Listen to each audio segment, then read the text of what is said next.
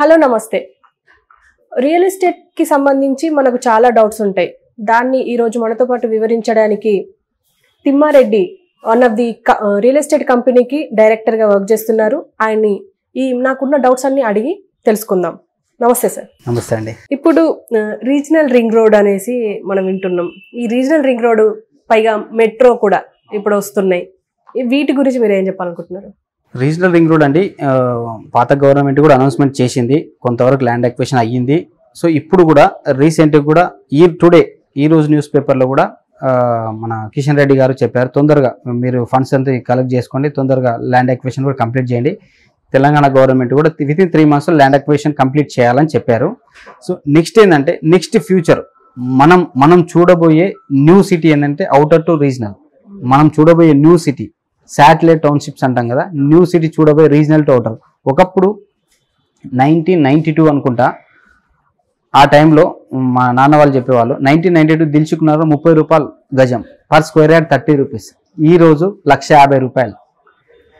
అప్పుడు ఓల్డ్ సిటీలో ఉన్నవాళ్ళు అబ్బో దిల్చుక్ నగర్ అని అనుకునేవాళ్ళు. దాని తర్వాత హయత్ నగరు, మీకు హయత్ నగరు, ఈ అంబర్పేట అంటే అది అడవి. ఈరోజు 50,000 రూపాయలు గజం. సో ఫ్యూచర్ అనేది ఎవ్రీ 10 yearsకి చేంజ్ అవుతూనే ఉంటుంది.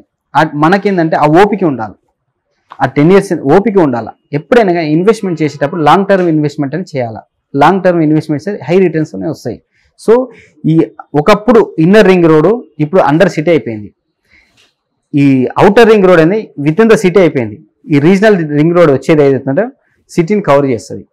సో అవుటర్కి రీజనల్కి మధ్య నెక్స్ట్ మొత్తం డెవలప్మెంట్స్ వస్తాయి. ఇప్పుడు వచ్చిన కాంగ్రెస్ గవర్నమెంట్ కూడా మనకు అనౌన్స్మెంట్ చేసింది ఏంటంటే అర్బను, సెమీ అర్బన్, రూరల్.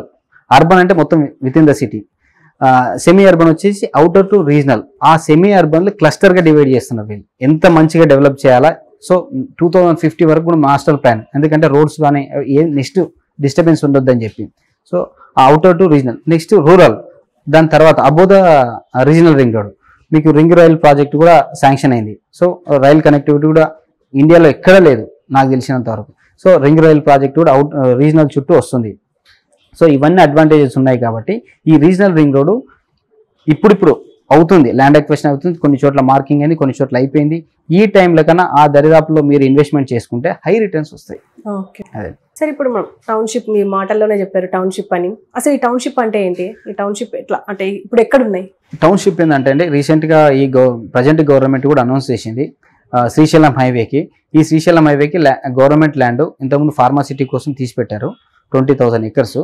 ఫార్మాసిటీతో పాటు ఒక టౌన్షిప్, అంతకుముందు టౌన్షిప్ ఉంది కానీ మెగా టౌన్షిప్ తీసుకొని రావాలి. సో ఎక్కడైతే ఇప్పుడు సపోజ్ హైటెక్ సిటీ ఉందండి, అక్కడ సాఫ్ట్వేర్ కంపెనీస్ ఉన్నాయి. సాఫ్ట్వేర్ కంపెనీస్ కొంతమంది దిల్చుకున్న ట్రావెల్ చేస్తున్నారు. 2 hours రావడానికి 2 hours, పోవడానికి 2 hours, అంటే 4 hours మీకు టైం పడుతుంది. పర్ డే 4 hours చేసి ట్రావెల్కి పడుతుంది. సో ఇలా కాకుండా ఎక్కడైతే కంపెనీస్ ఉన్నాయో దాని కనెక్టివిటీ పరిధిలో ఒక టౌన్షిప్స్ మనమే శాటిలైట్ టౌన్షిప్ కానీ ఏర్పాటు చేసినట్లయితే, అభివృద్ధి చేసినట్లయితే ఎక్కడ ఎంప్లాయ్మెంట్ అక్కడే ఉండి మంచి వర్క్ చేసుకుంటుంది, టైం అనేది సేవ్ అవుతుంది అని చెప్పి ఈ టౌన్షిప్ ప్లానింగ్ అండి. ఓకే, ఇప్పుడు దీంతో పాటు ఫార్మాసిటీ అని కూడా వింటున్నాం. అవునండి, దీని గురించి కొంచెం. ఫార్మాసిటీ ఏంటంటే ఈ రీసెంట్గా వచ్చిన గవర్నమెంట్ కొన్ని చేంజెస్ చేద్దాం అనుకున్నది కానీ మళ్ళీ వాళ్ళు వెనక్కి తీసేసుకున్నారు. లాస్ట్ గవర్నమెంట్ ఏంటంటే 20,000 acres ఫార్మాసిటీ అనేది డెవలప్ చేస్తున్నారు. వాళ్ళు 20,000 acres ల్యాండ్ పుల్లింగ్ చేశారు. 20,000 acres ల్యాండ్ పుల్లింగ్ చేయడం అనేది మామూలు విషయం కాదు. సో వాళ్ళు ల్యాండ్ పుల్లింగ్ 20,000 acres తీసుకొని అది రోడ్స్, మినిమం ఫెసిలిటీస్ ఏదైతున్నాయో అవన్నీ కల్పించారు. ఈ కొత్త గవర్నమెంట్ వచ్చిన తర్వాత ఆ ఫార్మాసిటీతో పాటు శాటిలైట్ టౌన్షిప్ కూడా డెవలప్ చేయాలి. ఇప్పుడు మీరు ప్రజెంట్ చూస్తే ఈ శ్రీశైలం హైవేలో నెంబర్ ఆఫ్ విల్లా ప్రాజెక్ట్స్ వచ్చేసినాయి. ఈ నెంబర్ ఆఫ్ విల్లా ప్రాజెక్ట్స్ కానీ అంటే నివాస యోగ్యానికి అతి సమీపంగా అతి దగ్గరగా ఉన్నది ఈ శ్రీశైలం హైవే, విజయవాడ హైవే. ఎందుకంటే ఈ 2 హైవేలు ఇప్పుడు ప్రజెంట్ పీస్ఫుల్గా ఉన్నాయి.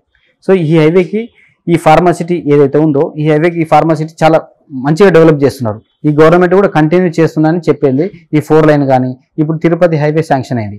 ఇప్పుడు మీకు తుక్కుగూడ నుంచి తిరుపతికి వయ కడతాలు, కల్వకుర్తి, సోమశిల ఈ రూట్ నుంచి వేస్తున్నారు. ఆల్రెడీ వర్క్ స్టార్ట్ అయిపోయింది.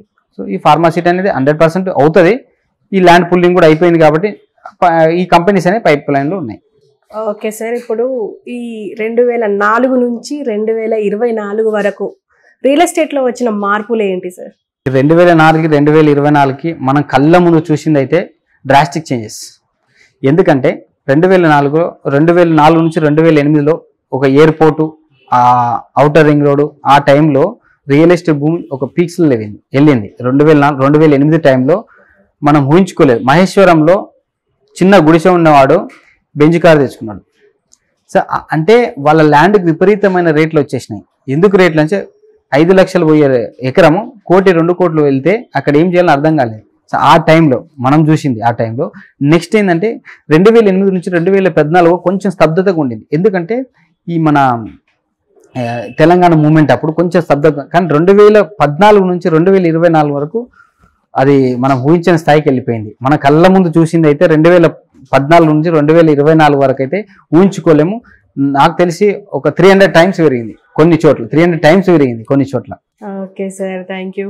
అండ్ ఇప్పుడు ఇంకా ఫైనల్గా ఫ్లాట్ కొనాలి అంటే ఒక సామాన్యుడు, ఒక 20-30 వేలు సంపాదించే సామాన్యుడు ఒక 10 లక్షలు పెట్టి కొనాలి అంటే తీసుకోవాల్సిన జాగ్రత్తలు ఏమిటి? సామాన్యుడు ఫ్లాట్ కొనాలంటే అండి, ఫస్ట్ మీరు డాక్యుమెంట్ వైజ్గా పర్ఫెక్ట్ చూసుకోవాలి. అంటే ఒక అడ్వైజర్ ఉంటారు, మీకు తెలిసిన వాళ్ళు ఎవరో ఒకరు అడ్వైజర్ ఉంటారు, మాలాంటి వాళ్ళు కానీ చాలామంది తెలిసే ఉంటారు. ఒక అడ్వైజర్ వెళ్ళండి, డాక్యుమెంట్స్ పర్ఫెక్ట్ చూసుకోండి. ఎలా అంటే మీకు ఎల్పీ నెంబర్ ఉందా లేదా, దాని రెరా అప్పుడుదా లేదా, మీకు తర్వాత అక్కడ హైవేకి దగ్గరలో ఉందా లేదా చూసుకోండి. మీరు ఇదే టైంలో సపోజ్ మన మెంటాలిటీ ఏంటంటే, ఇప్పుడు మీరు సామాన్యులు అడిగారు కాబట్టి చెప్తున్నా, మన మెంటాలిటీ ఏంటంటే తక్కువలో వస్తున్నా మనం కొనం. ఏది అది రేటు పెరిగిన తర్వాత పక్కన చూసుకుంటాం. కేజీ టమాటా 10 రూపాయలు ఉన్నప్పుడు కొన్నాం మనం, అది 60 రూపాయలు వెళ్ళిన తర్వాత అప్పు చేసి పక్కన తీసుకొని పచ్చడి పెడతాం దాన్ని తీసుకొచ్చి. సో మన మెంటాలిటీ అంటే అందరిది కాదు, కొంతమందిది ఆ థింకింగ్ చేంజ్ కావాలని నా ఒపీనియన్. సో ఇప్పుడు మంచి ఏదైతే కాన్స్టెంట్గా ఉంటుందో రేట్లు, ఆ టైంలో బార్గెన్ చేసి కొనుక్కోవచ్చు ప్లాట్ని. ఆ టైంలో తీసుకొని వెయిట్ చేస్తే మాత్రం 100% మంచి రిటర్న్ వస్తాయి. మనకు ఎంపీ ఎలక్షన్స్ తర్వాత 100% మళ్ళీ భూమి వాల్యూ పెరిగే అవకాశం రేట్ 100%, 15-20% వాల్యూ పెరుగుతుంది. సో ఆలోపే తెలివైన వాళ్ళు ముందుగా మీ దగ్గర అమౌంట్ ఉంటే తీసి పెట్టుకొని లోన్కైనా వెళ్ళైనా సరే, ఎందుకంటే ప్లాట్ మీద ఇన్వెస్ట్మెంట్ చేస్తే ఒక భారంగా ఫీల్ అయ్యి సో తొందరగా ఆ లోన్ కట్టుకోవాలా, ఆ ప్లాట్ మన సొంతం చేసుకున్న ఆలోచనతోనే ఉంటారు. కాబట్టి మీకు 100% మంచిగా ఉంటుంది. ఈ డాక్యుమెంట్స్ అన్ని వెరిఫై చేసుకున్న తర్వాత మళ్ళీ చెప్తున్నాము, మా వీడియోస్ కూడా మీరు రిఫర్ చేసుకోండి. ఏదైతే ఉంటుందో ఆ ల్యాండ్ డాక్యుమెంట్స్ క్లియర్గా చెక్ చేసుకోండి. ఎవరి పేరు మీద ఉంది, ఆ పార్ట్నర్షిప్ ఉందా, పార్ట్నర్స్ ఎంతమంది, ఒకవేళ మీరు అగ్రిమెంట్ తీసుకుంటే ఆ పార్ట్నర్స్ అందరు సిగ్నేచర్ పెడుతున్నారా. మోసపోకండి. రియల్ ఎస్టేట్లో ఒక 2% మోసం అందరి మీద రుద్దుతారు. సో మీరు ఇవన్నీ పర్ఫెక్ట్గా చెక్ చేసుకొని మీకు అంతగా అవసరం అయితే లీగల్గా తీసుకోండి, లీగల్ ఒపీనియన్ ఎవరైనా తీసుకొని అవన్నీ డాక్యుమెంట్స్ అన్ని వెరిఫై చేసుకొని, ఏదైనా డౌట్ వచ్చినా you can search in Google also. ఏదైనా డౌట్ సెర్చ్ చేయండి, లేదా మాలాంటి వాళ్ళకి కాల్ చేయండి, చెప్తాము.